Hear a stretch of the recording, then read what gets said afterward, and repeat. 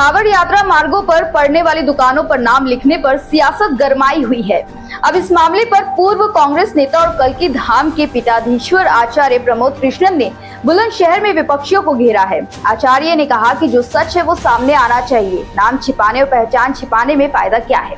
आचार्य ने सपा प्रमुख अखिलेश यादव के बयान पर भी पलटवार करते हुए कहा कि मुझे नहीं लगता कि देश के किसी भी समाज के व्यक्ति को अपनी पहचान छिपाने की जरूरत है।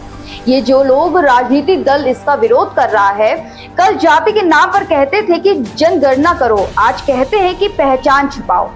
सपा प्रमुख अखिलेश यादव के 100 एमएलए ले आओ सरकार बनाओ वाले बयान पर आचार्य ने शायराना अंदाज में पलटवार किया है। आचार्य ने कहा है कि दिल बहलाने के लिए गालिब ये ख्याल अच्छा है। ये खबर है इकराम खान की और मैं हूँ आपके साथ पल्लवी अग्रहरी। आप देख रहे हैं खबर दृष्टिकोण। आज बुलंदशहर आगमन हुआ है भारतीय किसान यूनियन के कार्यक्रम में, तो क्या आज कार्यक्रम में क्या क्या आपने मंच से कहा कि किसानों के हित की किस तरह से लड़ाई लड़ेंगे?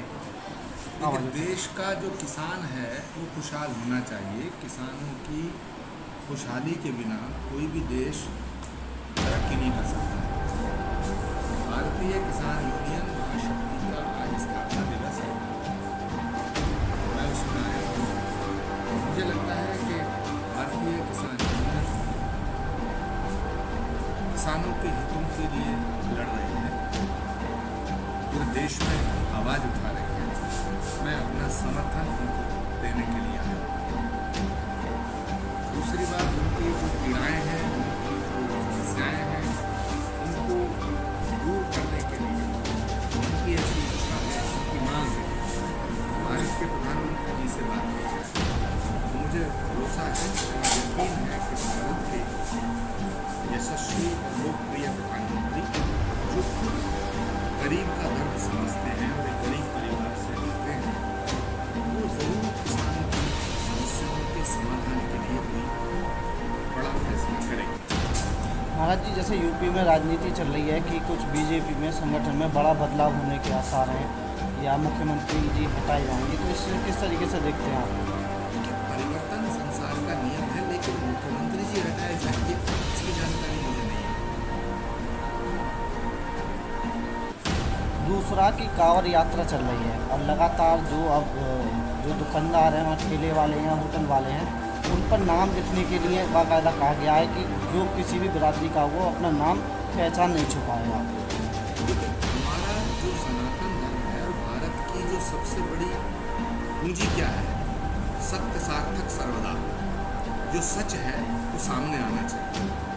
तो नाम छुपाने में, पहचान छुपाने में फायदा क्या है? उत्तर प्रदेश की सरकार ने जो फैसला लिया है उसका समर्थन।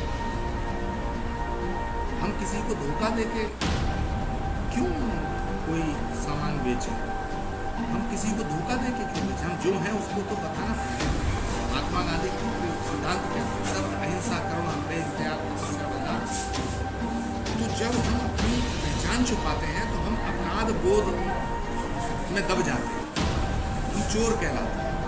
मुझे नहीं लगता कि इस देश का कोई भी समाज, किसी भी समाज को, किसी भी व्यक्ति को अपनी पहचान छुपाने की जरूरत है।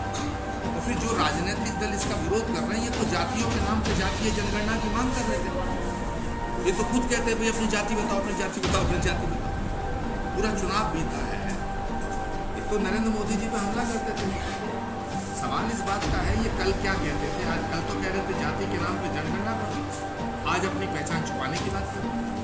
तो ये जो विपक्ष है इसकी मति मारी गई है। ये 2-4 शहजादे इकट्ठे होकर के, और ये इनका काम है सरकार का विरोध करना, भारत का विरोध करना, भारत के प्रधानमंत्री से विरोध करना। मुझे नहीं लगता, अगर कोई शिकायत है, कोई शिकवा है, तो उस पर बैठ के बात करनी चाहिए। महाराज जी, एक और ट्वीट अखिलेश यादव ने किया था अभी हाल ही में कि 100 एमएलए लिया और सरकार बना लो, तो इससे आप किस तरीके से देखते हैं? दिल बहलाने के लिए गालिब ये ख्याल अच्छा है। गाँव में कहावत की कि बिल्ली को इंतजार रहता है कि छींका टूटेगा, तो कभी कभी बिल्ली के दांत से छींका टूट जाता है, लेकिन अब तो बिलौटे भी इंतजार कर रहे हैं कि छींका टूटेगा। कोई छींका नहीं टूटेगा, और जिस छींके की जो नाम की